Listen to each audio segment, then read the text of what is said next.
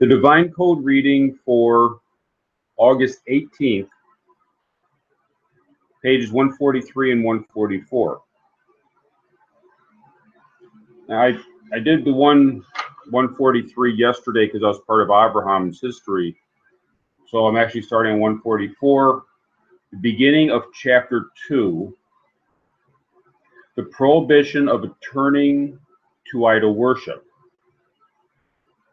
Now, the concept of turning to idol worship means things that might lure a person into idolatry. Something might draw a person, not at the present moment that the person is involved in idolatry, but it kind of allows the person, it kind of puts a hook in the person that can draw him into it. And these are things we want to avoid for that reason.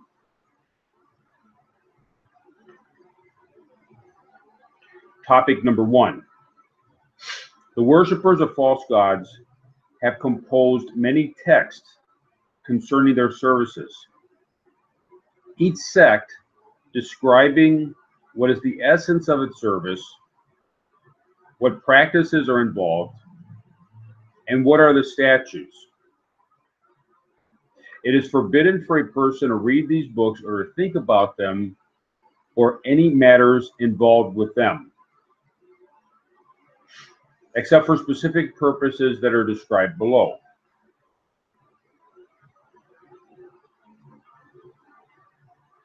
So there's books, there's liturgies, books that describe what's involved in idol worship. The general rule is we're not to go into those. We're not to be reading them and say, gee, I'm curious as to what these other people are doing. It's sort of like being a tourist. We don't want to be like a tourist, just going around looking curiously at things. And here is referring specifically to the books that describe the services. On this matter, it is said, Leviticus 19:4, do not turn to the idols. And it is also said in Deuteronomy 12:30, be careful lest you seek to find out about their gods, saying, how did these nations serve their gods? And this is two verses that discuss the concern of being interested in idol worship. The first one from Leviticus is the source for the Jewish commandment against doing this.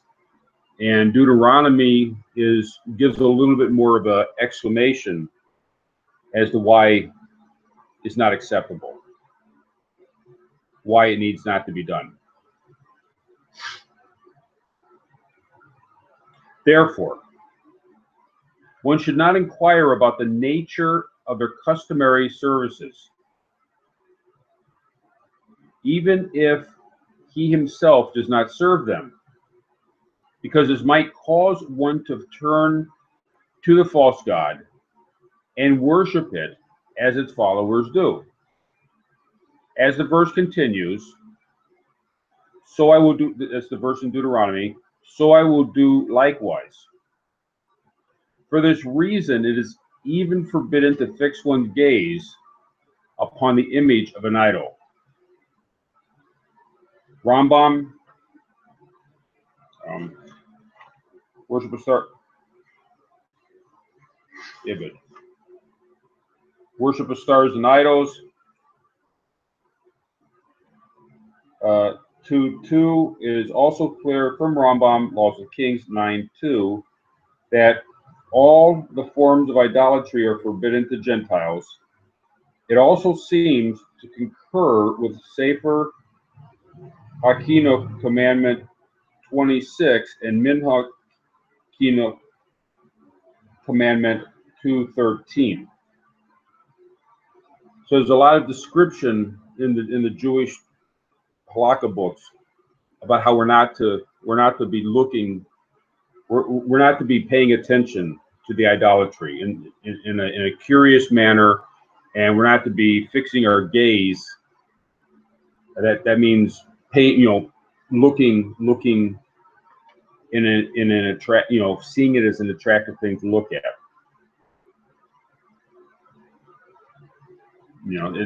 We're not supposed to be concerned with these things in that manner. We're not supposed to find it like a tourist in these things, because if we do that, then it's just becomes much more easier to go down that road, and that's not a road we want to go down.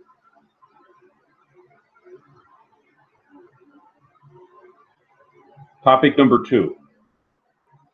One is forbidden to listen to music of idol worship services, and it is forbidden to smell the aroma of idols and their incense, or to gaze on the decorations and splendor of the idols or its ornaments. Because a person benefits from all these things. It is forbidden to benefit from idol worship or to turn to it.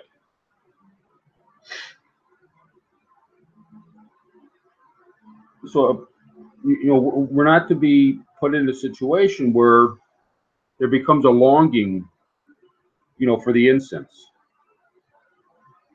If we happen to be walking around and we catch a whiff of incense, that's not the concern, but it would be like we're purposely walking so that we gain the whiff of incense. That would be the concern here. We're not, because that just causes the person to be drawn more into it.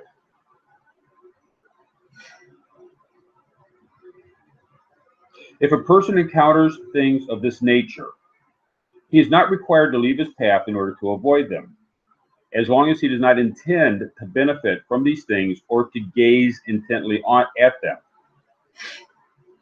This is Shulchan Aruch,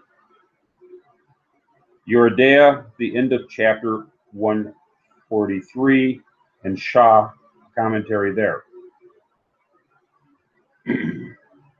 Needless to say, it is forbidden to enter a house of idol worship unless there are exceptional circumstances. And it's Shulchan Aruch Yoredea, also chapter 143, topic 10, and 150, topic 1, and Berkay Yosef, 142, topic 15. The reason for these prohibitions is to guard against the danger of looking favorably towards any idols, so one will not be drawn towards their service or to believe in them or the legends of their actions. So we're not to put ourselves in situations where we're going to be drawn. This like sin in general, it doesn't usually happen all at once. It's something that goes step by step. The person takes one step, and then later on the person takes another step, and that one step leads to another. There's a figure of speech: a sin leads to a sin, and a good deed leads to a good deed. Therefore, we should always be looking to do good deeds, not to be doing sins, even little sins, because little sins will step by step take us down a path. Therefore, we should do good deeds, because good deeds will step by step take us down that path, a better path. Nevertheless, one who wishes to look at an idol or a house of idol worship for the purpose of business or learning a craft, or to hear their songs for such purposes, it is not forbidden to do so. So if the person works in the music industry and he's listening to some music for the purpose of whatever business purpose there might be in listening to the music, that would be permitted according to this. Again, it's a dangerous thing, so the person has to be very cautious and make sure that he's doing it properly. And it would be best if he has a friend discussing it, or a rabbi discussing it for advice in this area. Because it's a person can trick themselves real easy into thinking that they're doing it for the right reason. However, this is forbidden for a Jew. Because of the prohibition, do not turn to idols. That was the verse in Leviticus chapter 19. Chapter 19, verse 4. That's the source of the Jewish mitzvah regarding this. And see topic 4. That'll be in tomorrow's reading, which explains that the basic reading for all the mentioned prohibitions in this chapter for Gentiles, that's the chapter on the prohibition of turning to idol worship, are precautions, lest one be drawn after an idol. But when there are practical reasons for a Gentile to enter a house of idol worship, it is permitted. The question comes up whether, a polling station or an AA meeting or a garden club meeting or whatever is being held in a house of idol worship. Is it okay to go in? And that, it goes back and forth as to whether or not it's okay to go in. But if the person has a logical reason to go in, he wants to vote, and the vote, the polling station happens to be in the basement of the church, it's okay to go in to vote. That's how it's being explained here. This constitutes the basic difference between this command to Jews and to Gentiles. The Jewish prohibition, even though logically based, is obligatory in any case, but a Gentile is prohibited from a totally rational basis. So therefore, in specific instances where there are other considerations in which the basic logic doesn't apply, the prohibition is lifted. So the non-Jew, this is not a straight halakha. This is turning to idol worship is not the prohibition against idol worship. The prohibition of turning to idol worship is a fence to safeguard the non-Jew concerning this, and therefore, as a safeguard, it's logically based, and therefore we follow logic if there's reasons to do so. Thank you.